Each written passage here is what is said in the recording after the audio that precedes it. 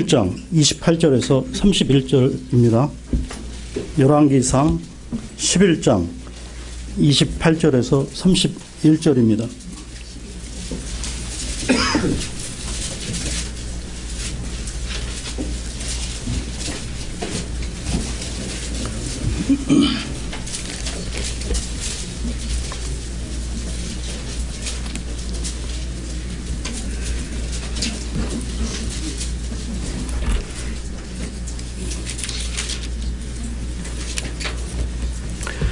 네, 제가 읽겠습니다.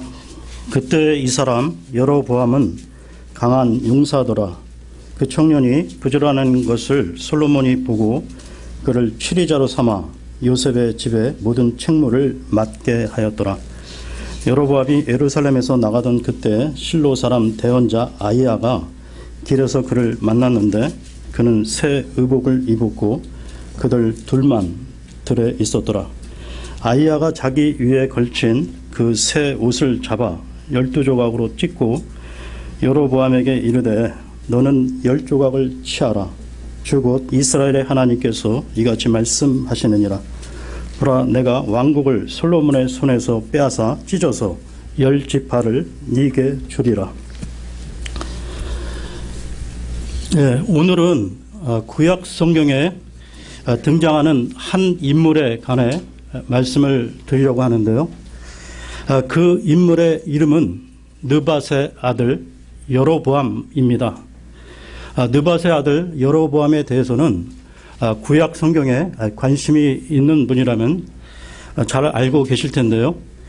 여로보암 이야기에 담긴 의미와 중요성을 먼저 파악하지 않고서는 구약 열왕기와 역대기를 이해하기 힘들 뿐 아니라 그 교훈도 깨달을 수 없다는 것입니다. 왜냐하면 열왕기와 역대기에서 그의 이야기가 계속 언급되기 때문이죠. 물론 부분적이기는 하지만 이스라엘을 통치한 많은 왕들에 대한 전체 기록은 구약에 자주 등장하는 다음 한 구절에 요약이 되어 있습니다. 열왕기하 15장을 보겠는데요. 열왕기하 15장 9절입니다. 15장 9절입니다.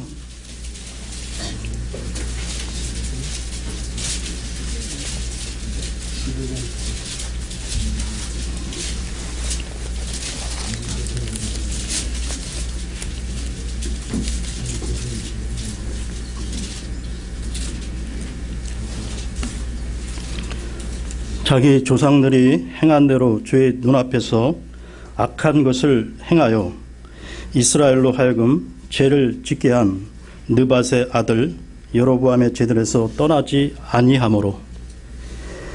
지금 읽은 이 구절이 열왕기와 역대기에 계속 반복해서 나오고 있다는 것입니다.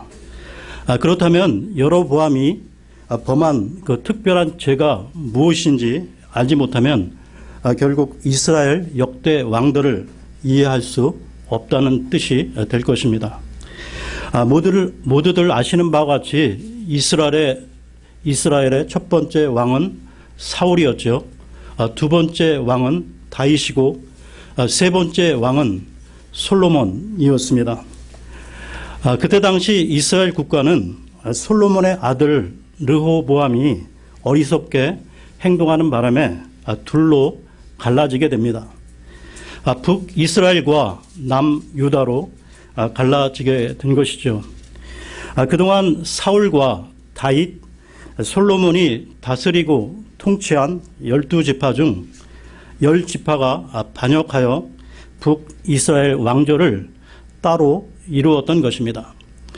그들의 지도자는 느밧의 아들 여로보암으로 따로 갈라져 나가므로 그는 왕으로 추대되었는데요.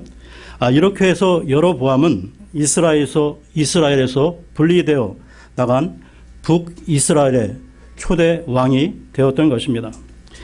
그런데 북이스라엘 땅에 세겜이라는 성을 건축하고 그곳에 거했던 여로보암은 곧 한 가지 어려움에 부딪히게 되는데요.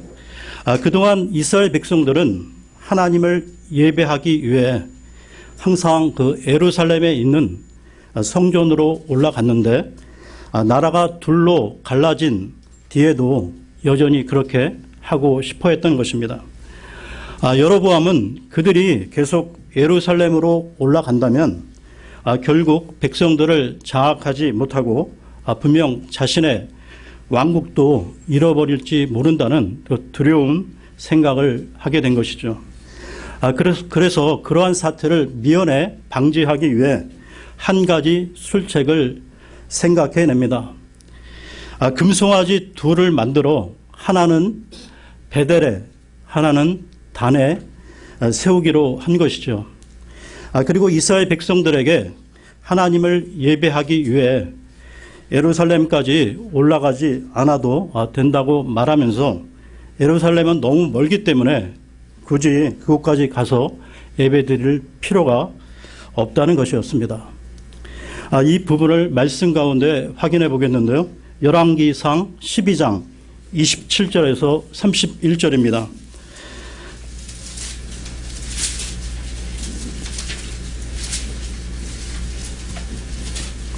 (12장) 27절에서 31절입니다.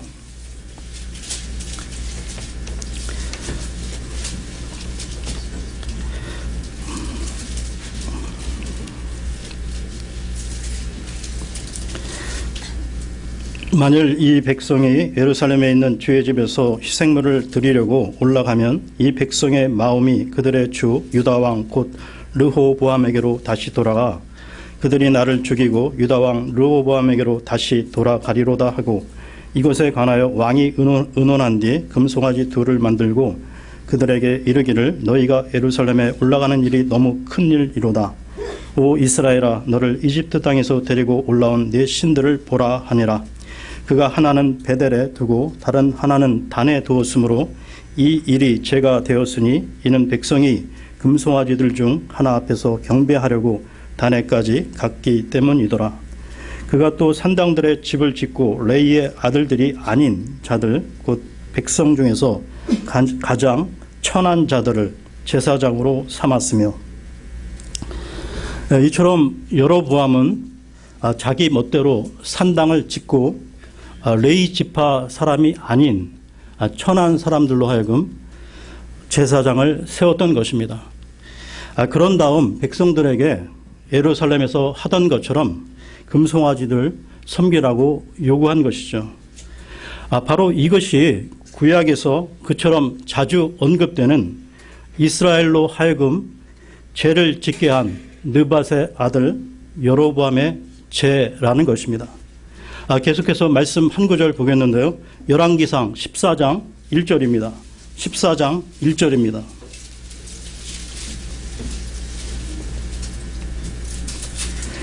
그때 여로보암의 아들 아비야가 병들매 열왕기상 14장은 여로보암의 아들이 병들었다는 말로 시작되고 있는데요.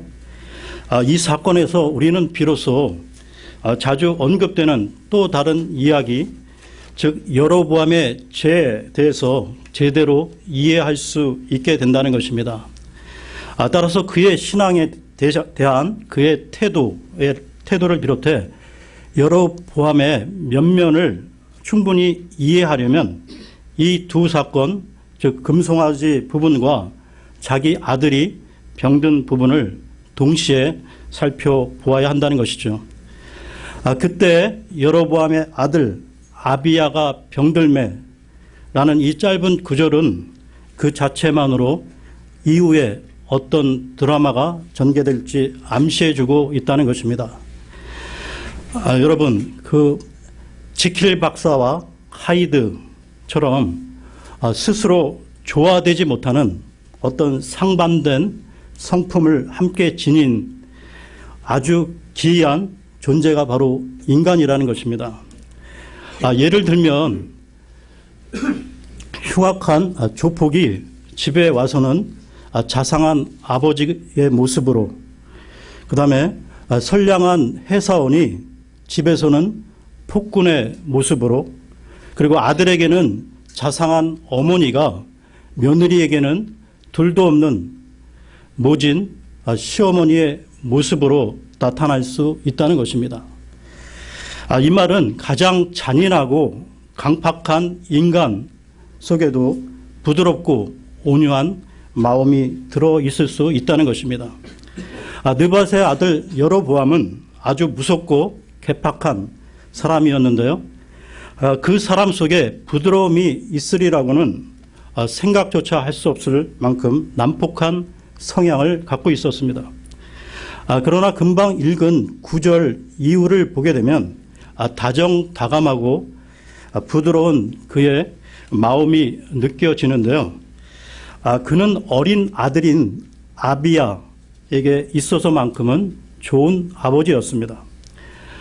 다시 반복하지만 하나님에 대한 여로보암의 견해를 제대로 이해하려면 그의 아들 아비야가 병든 이 사건을 지금까지 언급한 금송아지 숭배와 함께 관련지어 살펴보아야 한다는 것입니다. 한마디로 그는 편리한 대로 하나님을 이용한 사람이었습니다.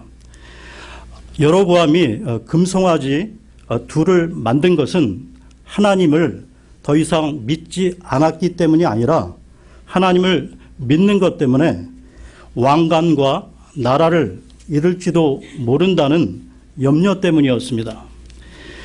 다시 정리하면 여로보암의 죄는 무신론자로서 하나님 믿기를 포기한 것이 아니라 하나님을 믿지만 자기 마음에 편리한 대로 하나님의 명령을 일부러 수정했다는 것입니다.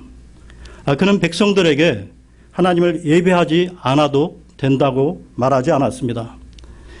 다만 자기가 만들어 놓은 금송아지들을 통해서도 얼마든지 하나님을 예배할 수 있으니 굳이 예루살렘까지 올라갈 필요가 없다고 말했던 것입니다. 그러나 이 일은 하나님의 말씀을 심각하게 거스르는 죄이었는데요. 이 부분은 일찍이 이스라엘 백성들이 광야 생활을 하던 시절부터 하나님은 모세에게 말씀으로 분명히 경고해 주셨다는 것입니다. 약속의 땅에 들어가 자리를 잡고 나라를 이루어 살아갈 때 예배 드리는 문제에 대한 지침이었는데요. 신명기 12장으로 가겠습니다. 신명기 12장 13절 14절입니다.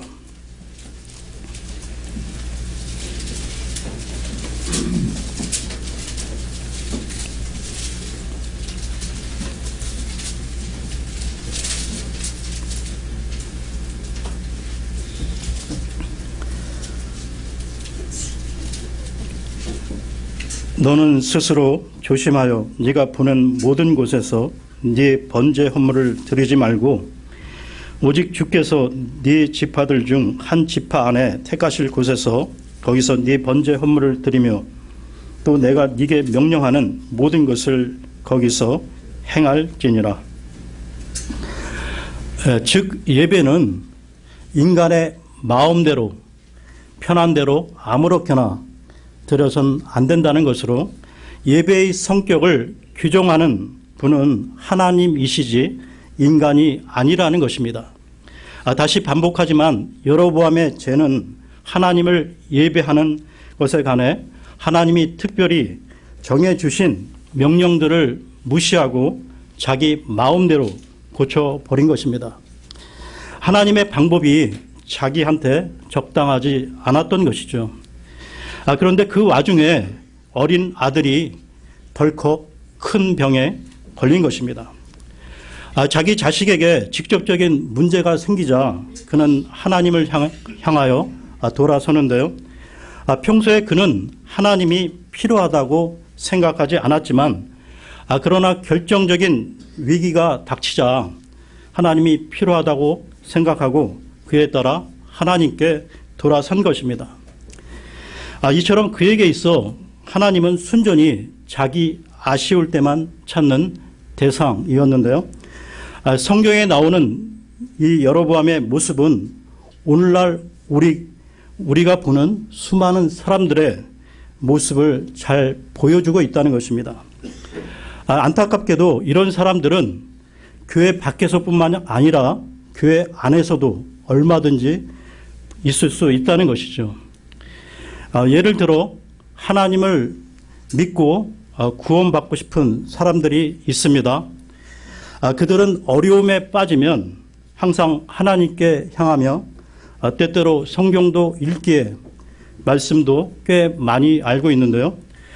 성경이 사랑과 자비, 인자와 긍휼에 대해 말하는 것은 뭐든지 다 받아들입니다. 또 용서와 제사함에 관한 성경의 가르침도 즉시 받아들이며 하늘나라에 가고 싶어 합니다. 그들은 사랑과 복음의 소리를 듣고 매우 기뻐하며 눈물까지 흘리는데요. 그들은 성경이 이런 위대한 주제들을 이야기하는 것은 무엇이든 받아들입니다. 그렇지만 동시에 성경이 진리와 의, 거룩함에 관해 말하는 것은 슬며시 피하거나 무시한다는 것이죠.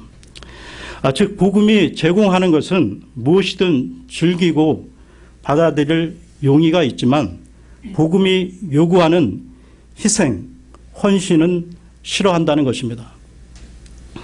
이런 유형의 사람들은 기독교를 원할 뿐 아니라 믿기도 하지만 제멋대로 자기들이 원하는 대로 믿는다는 것이죠. 그래서 성경을 읽을 때도 마음에 드는 부분만 뽑아서 취하고 나머지는 무시한다는 것입니다. 그들은 느밧의 아들 여로보암처럼 하나님을 예배하면서 자기 스스로는 올바로 예배 드린다고 착각하고 있는 것이죠. 그들은 하나님 방식대로 예배 드리는 게 아니라 자기들 방식대로 예배를 드리는 것입니다. 우리 현대인들은 편한 것의 유혹을 특히 조심해야 하는데요. 사탄은 항상 편한 것을 통해 우리를 무너뜨리려 합니다.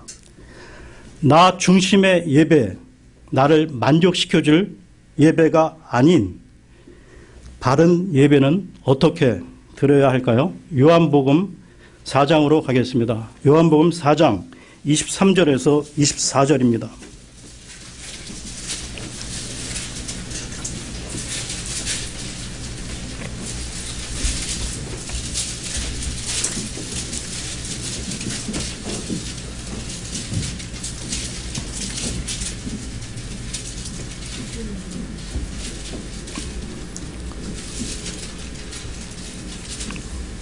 그러나 참되게 경배하는 자들이 영과 진리로 아버지께 경배할 때가 오나니 곧 지금이라. 이는 아버지께서 자기에게 그렇게 경배하는 자들을 찾으시기 때문이니라. 하나님은 영이시니 그분께 경배하는 자들이 반드시 영과 진리로 그분께 경배할지니라 하시니라. 우리는 오늘 여로보암이라는 한 사람을 살펴보고 있는데요. 그렇다면 여로보암의 태도와 관련하여 몇 가지 사항을 살펴보려고 합니다. 첫 번째로 여로보암의 태도 안에 담겨있는 하나님께 대한 모욕을 보십시오. 하나님을 믿는다고 하면서 자신의 이기적인 목적을 이루기 위해 하나님을 이용하는 사람에게는 불순종뿐만 아니라 하나님을 노골적으로 모욕하는 죄도 들어있다는 것입니다. 그들은 하나님을 소원하는 게 아니라 단순히 하나님의 도우심을 소원하는데요. 마치 부모님이 어린 자식에게 선물을 사다 줄 때 철없는 그 어린 자식은 부모님이 아닌 오직 그 선물에만 관심이 있듯이 선물을 주시는 하나님, 그분에게는 관심이 없고 오직 하나님이 주실 수 있는 그 선물에만 관심이 있다는 것입니다. 그들에게는 하나님의 사랑 하나면 모든 것이 무사통과인데요. 그들의 하나님은 단순히 우리 죄를 용서해 주는 것으로 만족하시는 분이며 그들의 하나님은 우리를 죄에서 구원하신 후 그 이후 거룩하게 변화시키는 데는 전혀 관심이 없는 분으로 믿는다는 것입니다. 그들은 생각하기를 하나님은 사랑이시기 때문에 제약된 삶에 어떤 형벌도 내리지 않으실 거야. 계속 이런 식으로 부담 없이 살아도 괜찮아. 이처럼 그들은 하나님의 사랑을 들먹이며 그분의 거룩하심을 모욕하는 것입니다. 이에 대하여 성경은 뭐라고 말씀하시는지 말씀을 찾겠는데요. 갈라디아서 6장 7절입니다. 갈라디아서 6장 7절입니다.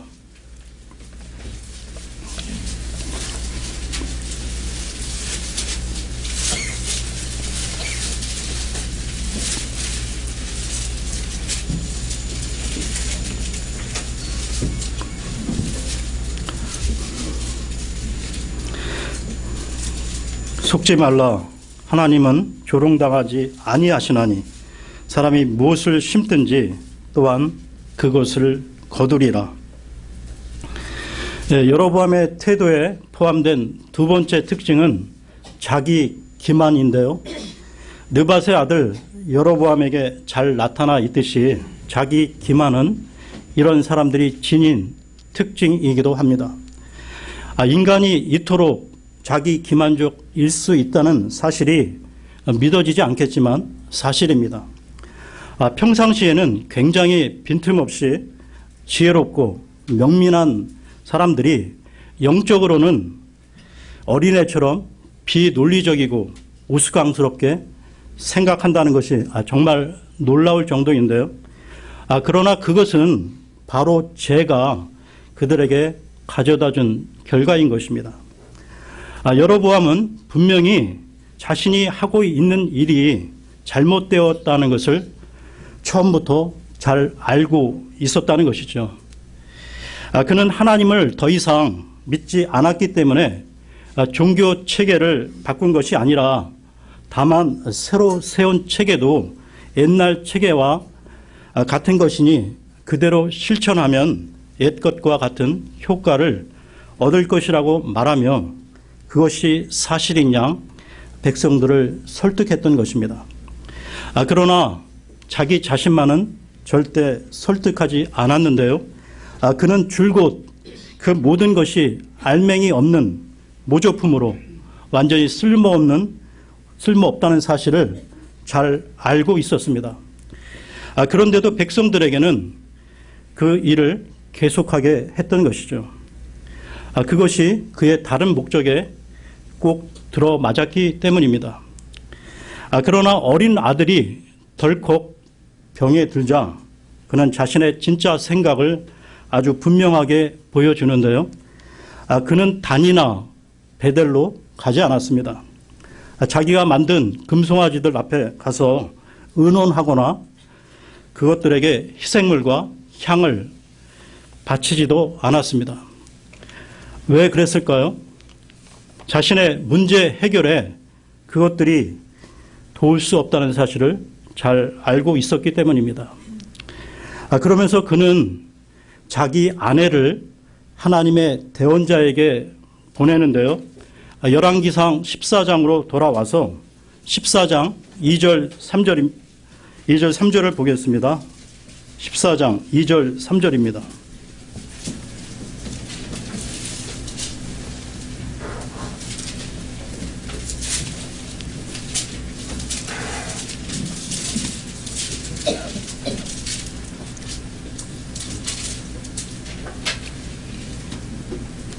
여로보암이 자기 아내에게 이르되 원하건대 일어나 변장하여 당신이 여로보암의 아내임을 알지 못하게 하고 실로로 가라. 보라 거기에 대언자 아히야가 있는데 그는 내가 이 백성을 다스릴 왕이 될 것을 내게 고한 사람이니라. 당신은 빵 10개와 과자와 꿀 1병을 가지고 그에게로 가라. 그가 당신에게 아이가 어떻게 될지 알려주리라 하니라. 자기 기만적인 여로보암, 그는 결정적인 위기, 절망적인 한계 앞에서 자기 진심을 드러내고 있는데요. 자기 기만적인 사람들, 그들은 만사가 형통할 때는 모든 것이 괜찮다고 자신을 설득하여 양심을 질식시킬 뿐만 아니라 자기 안에서 들려오는 하나님의 음성을 외면합니다. 이런 모습은 자기 자신을 속이는 사람들 모두에게서 전형적으로 나타나는 현상이라 할 수 있죠. 자기 기만은 자기 스스로 자기께 넘어가는 것입니다. 자기 아들이 병들자 여로보암은 아내로 하여금 변장을 시켜서 보내는데요. 하나님의 대언자가 아내를 알아보면 무슨 일이 일어날지, 그가 아내에게 무슨 말을 할지 두려웠던 것입니다. 여로보암은 하나님의 대언자를 속이면서까지 자신에게 필요한 것을 얻어낼 작정이었는데요. 여러분, 이 여로보암에게서 교활함, 주도 면밀함, 약삭빠름, 즉 고도의 사기꾼의 모습이 느껴지는데요. 이런 것들은 올바른 사고 능력을 마비시키는 교만과 자기 기만에 근거하고 있는 것입니다. 오늘 말씀 첫 부분에서도 언급했듯이 아내에게 찾아가 보라고 한 아이야 대언자는 여로보암에게 왕이 될 것을 예언했던 하나님의 사람이었는데요. 그는 미래까지 내다볼 줄 아는 사람으로 보통 사람 눈에는 감추어져 있는 영적 회한이 있는 사람이었습니다. 그런데도 여로보암은 자신의 아내가 약간의 변장을 하고 가면 그 사람을 속일 수 있다고 생각하다니 얼마나 어리석습니까? 여로보암의 아내가 그 집에 도착했을 때 아이야 대언자는 실제로 눈이 어두워 제대로 볼 수 없는 상태였는데요. 이 말은 연로한 대언자가 이미 시력을 잃었기 때문에 여로보암의 아내는 전혀 변장을 할 필요가 없었다는 이야기입니다. 그런데 여로보암의 아내가 문으로 들어올 때 어떤 일이 벌어지는지 열왕기상 14장 6절을 보겠습니다. 14장 6절입니다.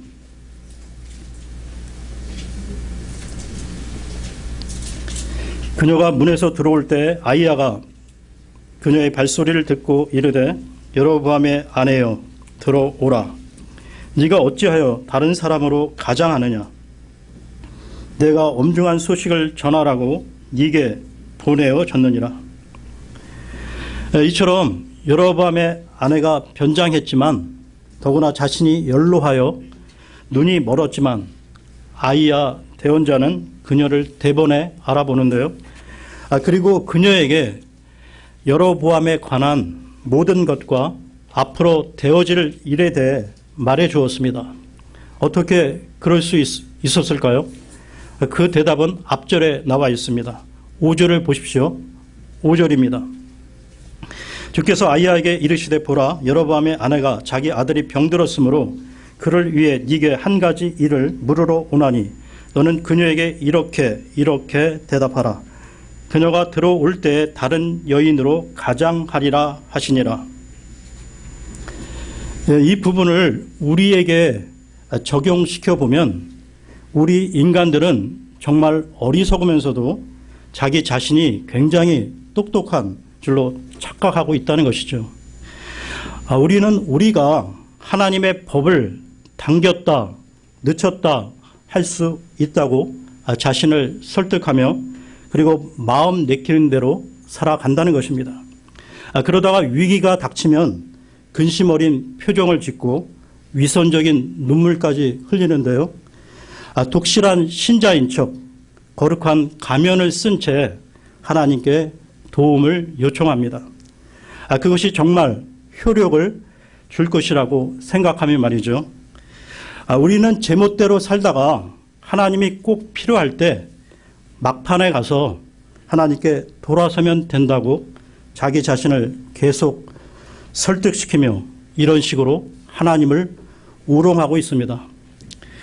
다음 말씀을 잊지 마십시오. 히브리서 4장 12절에서 13절입니다. 오늘의 중심 말씀인데요. 히브리서 4장 12, 13절입니다.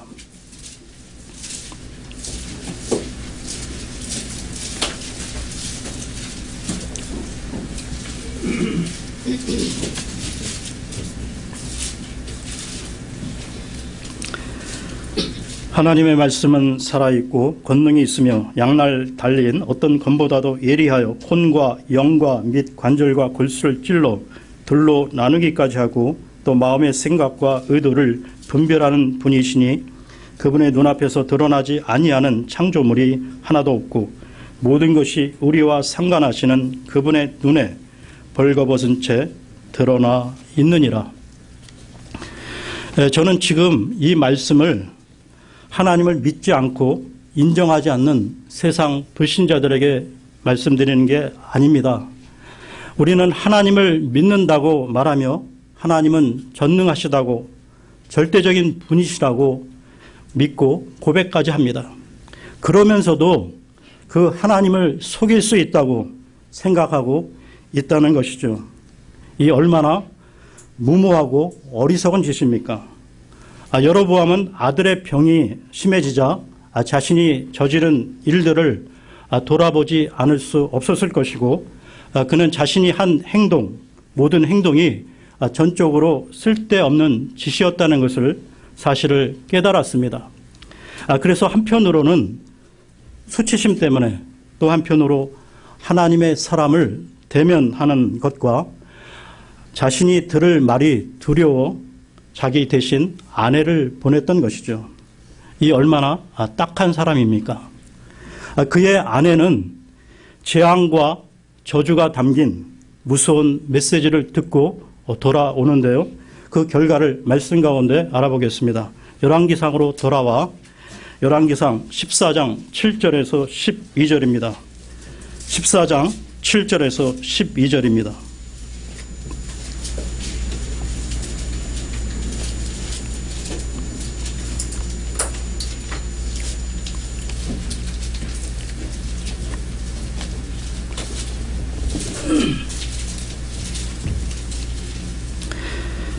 가서 여로보암에게 고하되 주 이스라엘의 하나님께서 이같이 말씀하시기를 내가 너를 백성 가운데서 높여 내 백성 이스라엘을 다스릴 통치자가 되게 하고 다윗의 집에서 왕국을 찢어내어 네게 주었거늘 네가 내 명령을 지키고 마음을 다해 나를 따르며 내 눈에 올바른 것만 행한 내 종 다윗 같지 아니하고 너 이전의 모든 사람보다 더 악을 행하였으니 네가 가서 너를 위하여 다른 신들을 만들며 부어 만든 형상들을 만들어 내 분노를 일으키고 나를 네 등 뒤로 버렸도다. 그러므로 보라, 내가 여로보암의 집에 재앙을 가져와 담에다 소변 보는 자와 이스라엘 안에 갇힌 자나 남은 자를 여로보암에게서 끊어버리되 사람이 걸음을 다 제거하여 가지고 가듯이 여로보암의 집에 남은 자를 제거하리라. 여로보암에게 속한 자 중에 도시에서 죽는 자는 개들이 먹고 들에서 죽는 자는 공중의 날짐승들이 먹으리니 주가 그것을 말하였느니라 하시나니 그러므로 너는 일어나 내 집으로 가라. 네 발이 도시에 들어갈 때 그 아이가 죽으리라. 결국 여로보암의 아들 아비야는 죽게 되는데요. 그리고 여로보암은 모든 것을 잃게 됩니다. 여러분, 성경을 보게 되면 여로보암은 한 번도 회개하지 않았다는 것이죠. 그가 회개했다면 그가 직접 아이야 대언자에게 가서 그동안 저지른 죄와 어리석음을 고백했다면 이야기는 전혀 달라졌을 것입니다. 여러분, 여로보암의 그 위선적 신앙의 전철을 밟지 마십시오. 오늘 말씀을 정리하겠습니다.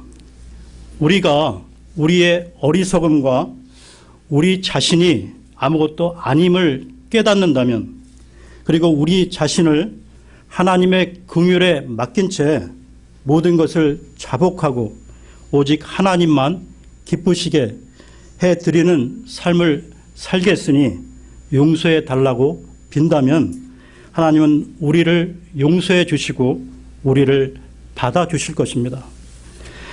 우리의 어그러진 삶, 뒤틀린 믿음, 위선적 삶의 모습 등 우리의 적나라한 실체, 우리의 이 모든 문제를 어떻게 해결해야 합니까? 오직 예수 그리스도만이 바로 그 해답입니다. 디도서 2장 14절을 보겠습니다. 디도서 2장 14절입니다.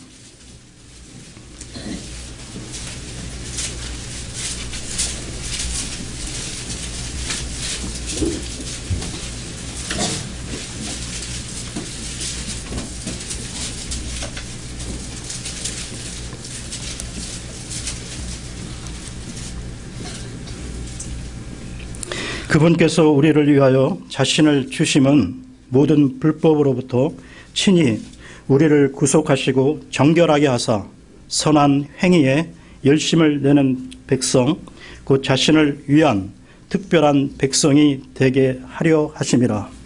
아멘. 여러분, 예수 그리스도 그분은 우리 혼의 구원만이 아니라 우리를 선하게 만들기 위해 죽으셨다는 것입니다. 그렇다면 이런 주님의 은혜와 사랑에 우리는 어떻게 화답해야 할까요? 이 모든 것은 십자가에 들어 있습니다. 날마다 십자가를 바라보십시오. 다 같이 일어나셔서 찬송을 부르겠습니다. 찬송 881장입니다. 881장입니다.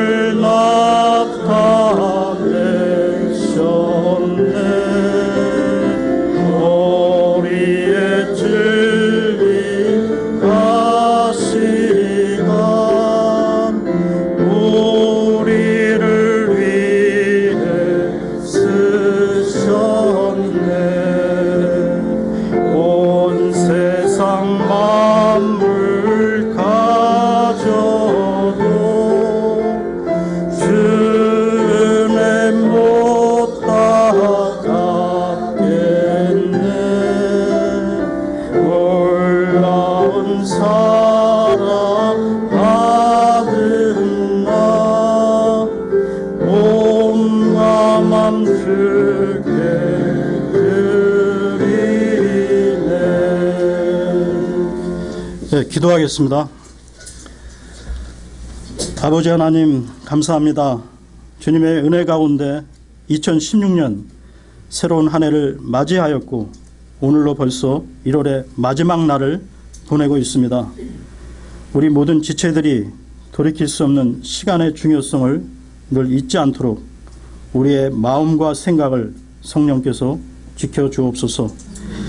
우리가 사는 이 세상이 악한 세상이기에 또한 우리에게 주어진 인생의 시간이 한 번뿐이기에 이 제한된 시간을 잘 활용할 수 있도록 지혜를 주옵소서.